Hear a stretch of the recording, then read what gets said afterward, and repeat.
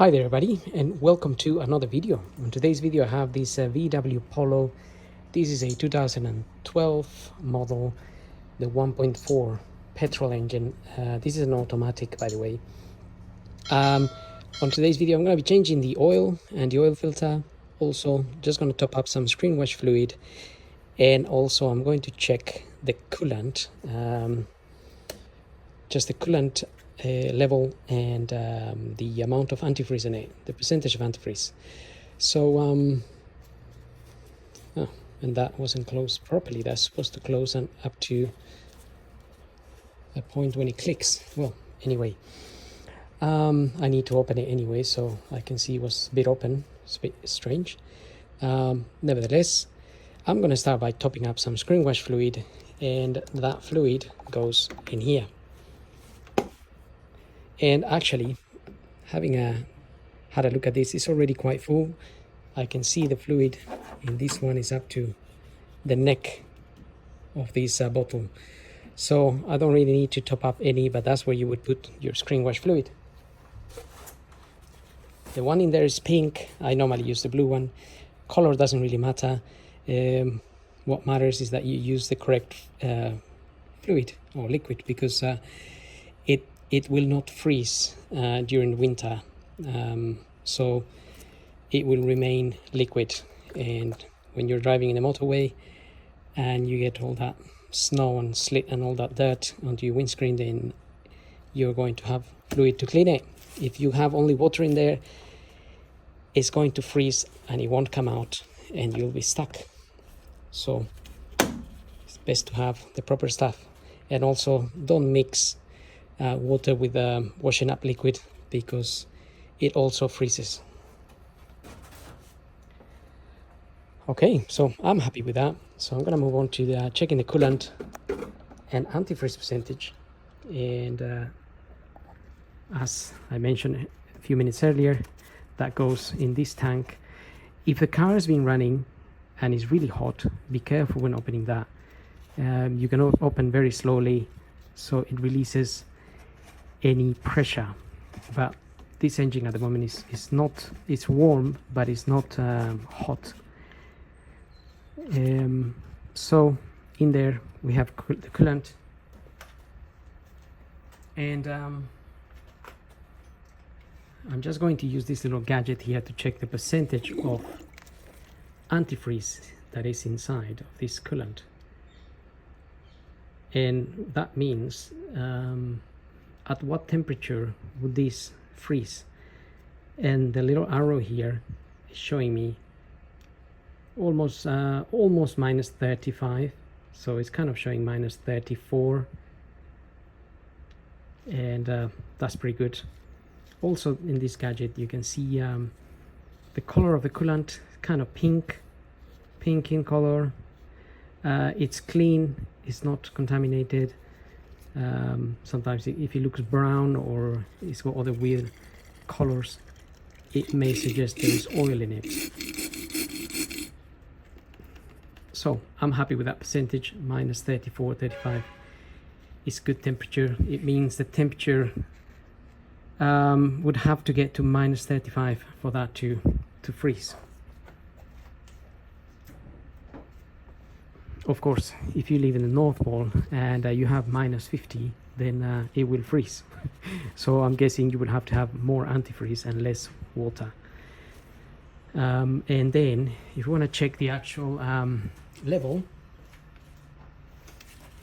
if you put a flashlight on top of this tank and we look on the side, you can actually see all this sort of orange pink looking liquid. It's your antifreeze, and you have a minimum mark there and you have a maximum mark there, and I can just see that this is pretty much on the max. So I'm happy with that level. Obviously if your level was at the minimum, you could top it up a little bit. It tells you here what antifreeze you can use. It says G12, and you can also check your manual, but it's quite clearly written on there. So I'm happy with the level, I'm happy with the percentage.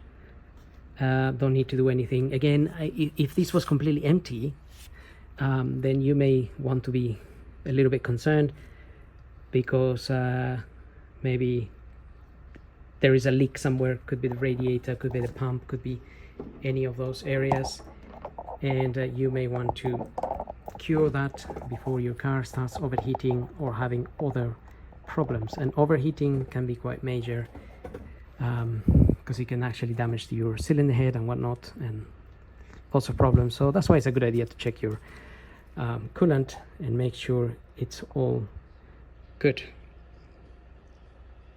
Right, so I'm happy with that. I'm happy with those levels. And when we close these, make sure it closes all the way up until it clicks, like so.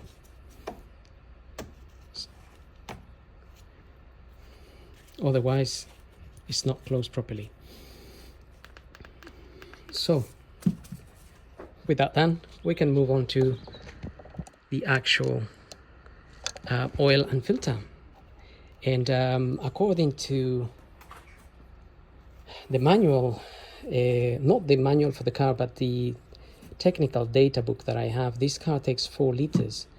But I will double check when I'm filling up the oil using the dipstick to make sure I don't overfill it or underfill it, because I haven't got the official data for the specific car, but it is the data that I do have is obviously a bit generic, so it's showing me around 4 liters.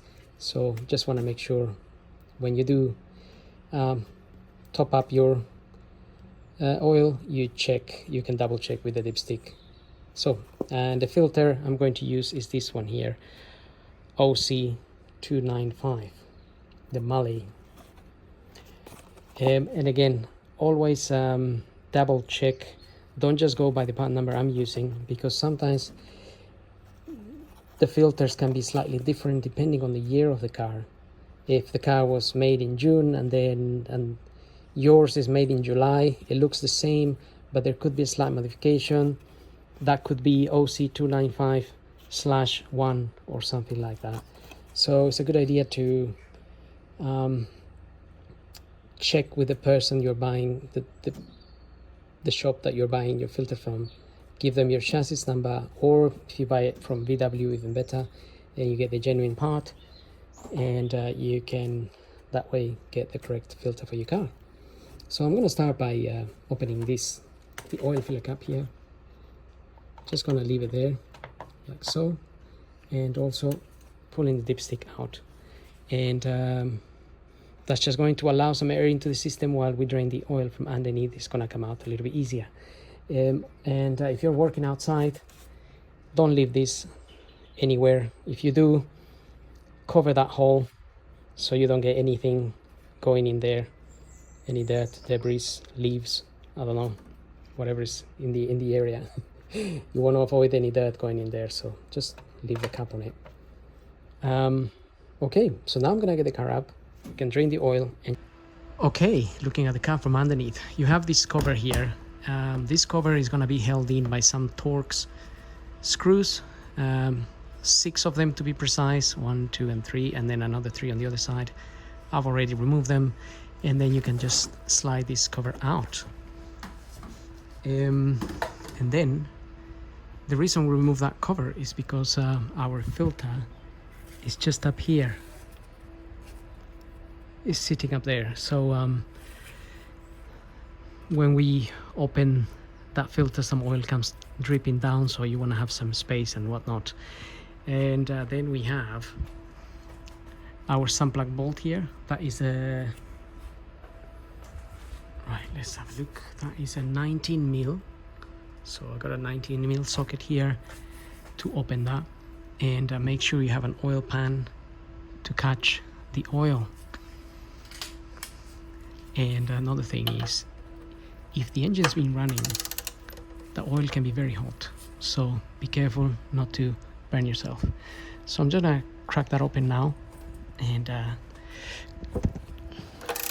sometimes it can be a little bit tight, but usually it's okay, especially if the car has been had its service every year and whatnot.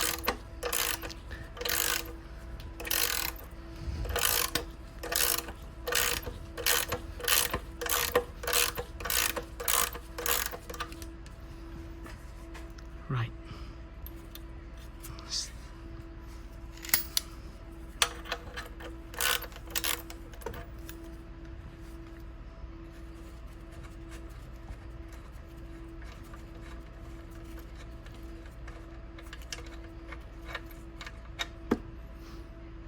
Okay, now we're gonna let that oil drain, and while that is draining, we're going to look at removing the filter.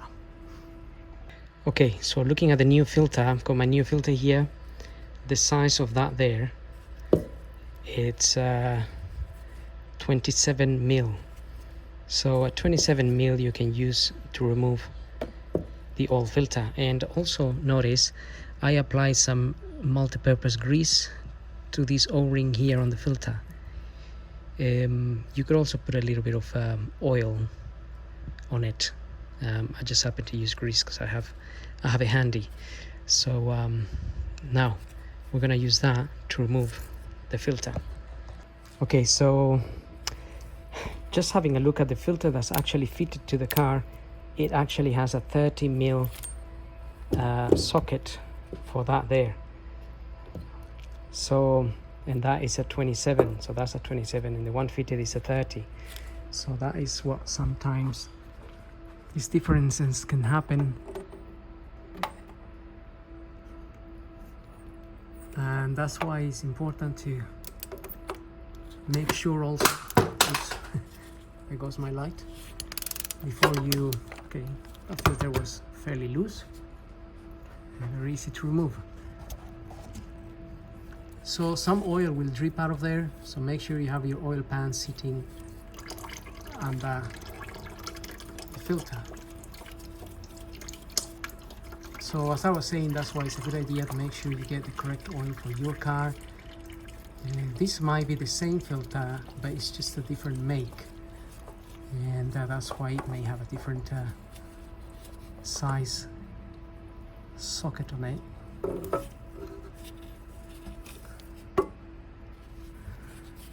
So this is a Wix one.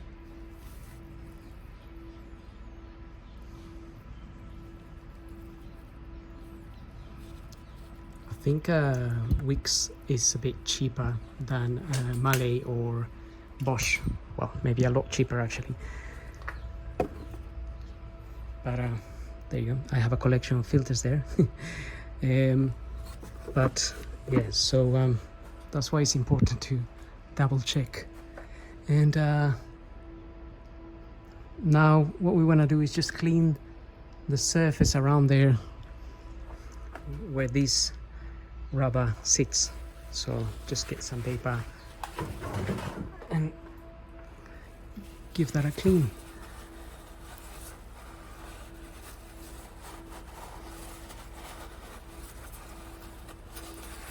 That way you know it's nice and clean, and you avoid yourself any leaks. So if it wasn't clean, or it's got some, if you had some carbon around it, some burnt carbon or anything like that, then you would want to just maybe give it a clean with some emery paper, so that just avoids any oil leaks. So the oil has drained, and we have that clean, pretty much ready to fit our new filter there. So we can screw that in there, and we are just going to hand tight this. It says 20 Newton meters on it. If you actually look at the filter on the side of it, it shows you the torque setting, and it kind of just shows you how to tighten it with just with your hand. So obviously it sometimes depends how strong you might be. If you're really strong, you might over tight it, and if you're not strong enough, you might under tight it. But I think anyone that's gonna do this may understand what I'm saying, if you're actually gonna take the challenge. Or you could get yourself a torque wrench and set it to 20 and use the actual ratchet, the torque wrench, and tight it to 20. So now I'm just cleaning the area because some oil dripped around there, and I just want to make sure I leave it nice and clean. So when we do the service next year, if there's any leaks here, then we know it's not from the service, and it could be from somewhere else. So we leave the area nice and clean as it was, because even some oil came down this bit here of the exhaust.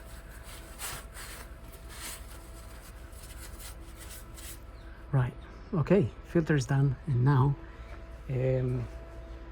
one thing I wanted to talk about this here is that there is a washer on this, and that washer is a little bit damaged, or it's not damaged, but it's been used maybe a couple of times already. So I want to change it, but it's a little bit difficult to take it out.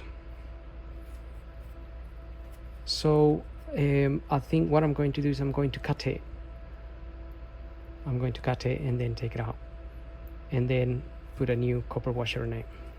So that is what I'm going to do. I'm just going to use some pliers to cut it, something like this, but I may need my two hands to hold it and cut it. Okay, so just to show you there, I sort of cut it and turn it to one side. It's not difficult to cut because it's one of those washers that when you squeeze it, it sort of takes shape, so it seals the sump so it doesn't leak. But now I just have to get it out of there. It's gonna be easier to get it out of there now. Okay, washer is out, and then I have a new one here that fits nicely in there. You see what happens is when you squish this, when we put this bolt on there. Okay, so when we tighten this bolt, the copper washer gets squashed, and that's why it's a bit difficult to get it out. Anyway, the size of that copper washer is this here, 14 by 20 by 1.5, in case you need one. So I normally buy quite a few, maybe 40 or 50 of them. But now we can fit this back.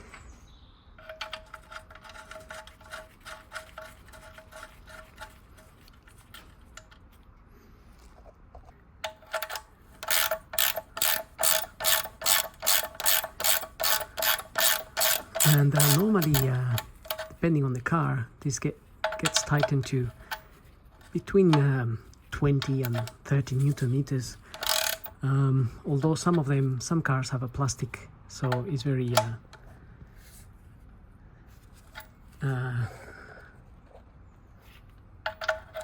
it's not as much torque. So these are around 25 or so. So if you have a torque wrench, make sure you use one, and don't over tighten that. You don't want to damage it. You don't want to damage the thread on the bolt or the sump, otherwise you have to replace the sump, and that would be a pain in the neck.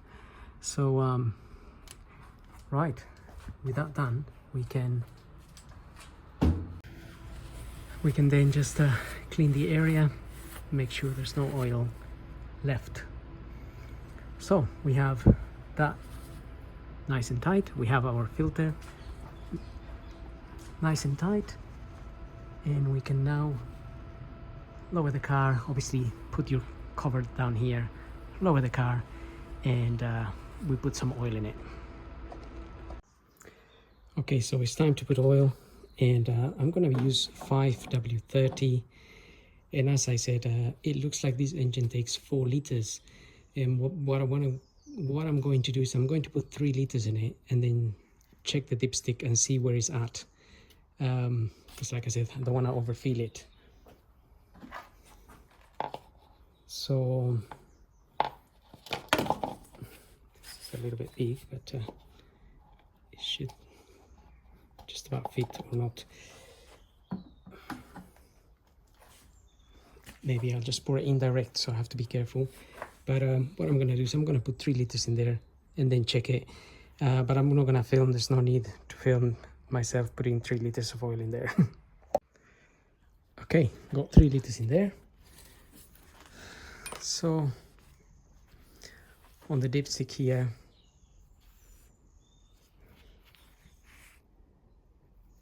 this end here, so this side here will be the minimum and this side here will be the maximum, and therefore we are aiming to be up here, not down here. So obviously if you were checking your oil half through the year, you want to be somewhere in between. If you were down here, you want to top up your oil. If you were somewhere here, then that's okay.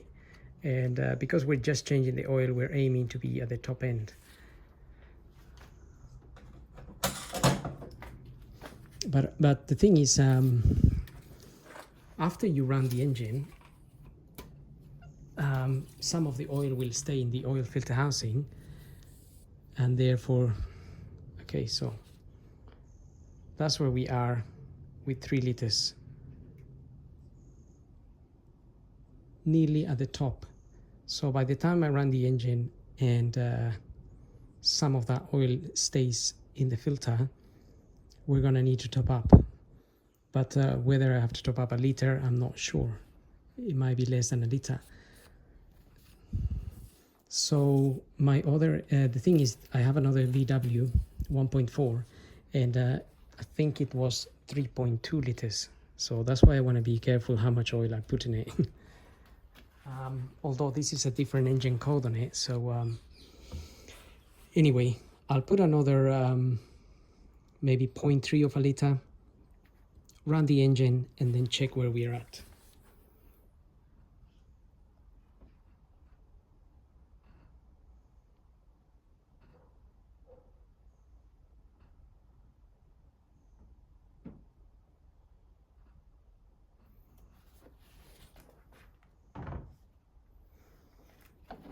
Okay, let's close that now. Put the dipstick back on there. I'm gonna start the engine and then let it run for a few seconds, switch it off, and then we check the oil.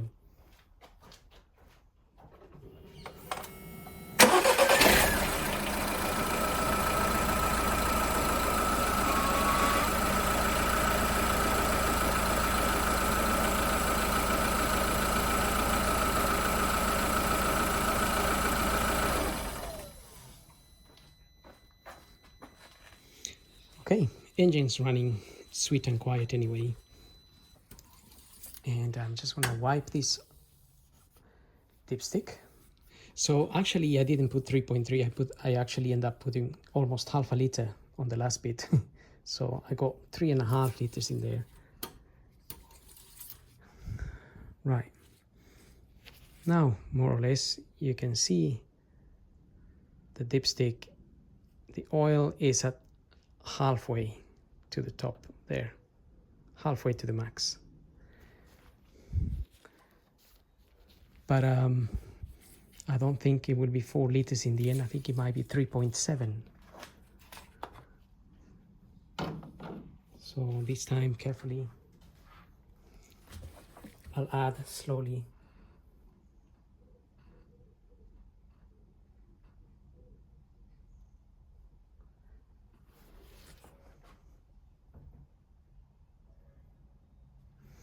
Okay, I got 3.7 in there. And now we can see where we are at.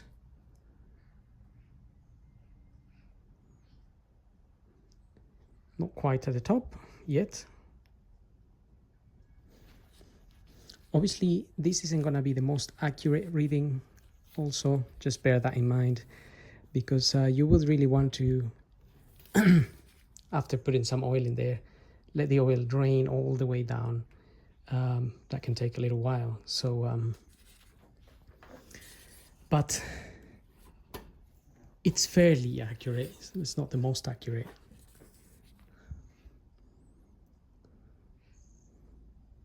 So you can just see it's nearly at the top there.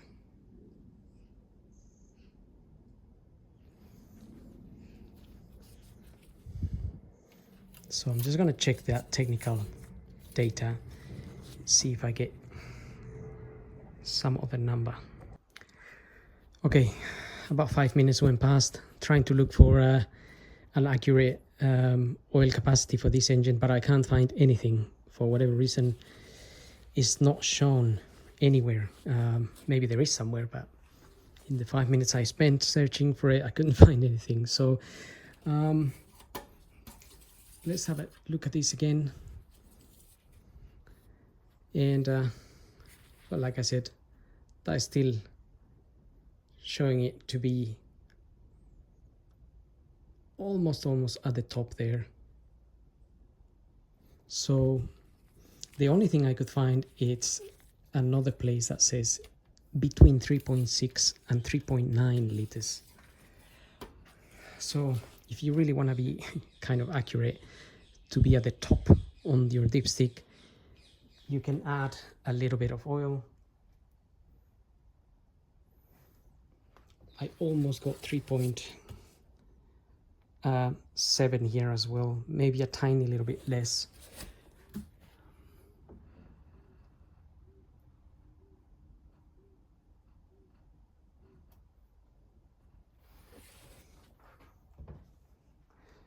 But as I said, with the amount that the dipstick is showing, I would be happy to go with that, to be honest, because it's not really on the bottom end. So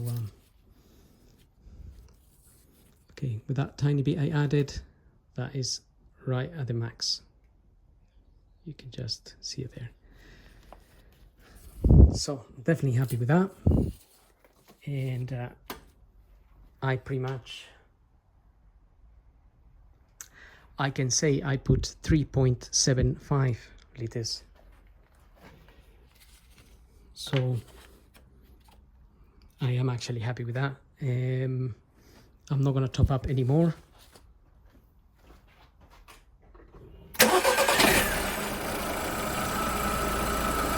So we just get the engine running, make sure there's no, you can have a look underneath, make sure there's no oil dripping anywhere. And that's pretty much really. So let me show you here.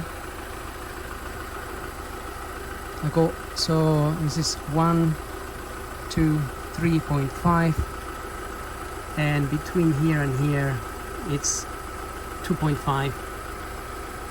So that's why I said 3.75 liters of oil. And having said that, I hope this video helps. Don't forget to subscribe, and we'll see you on the next video. If you do find out how many liters this takes exactly, do let me know in the comments below. So we all learn something and we all help each other. So I hope the video helps. Don't forget to subscribe, and thanks for watching.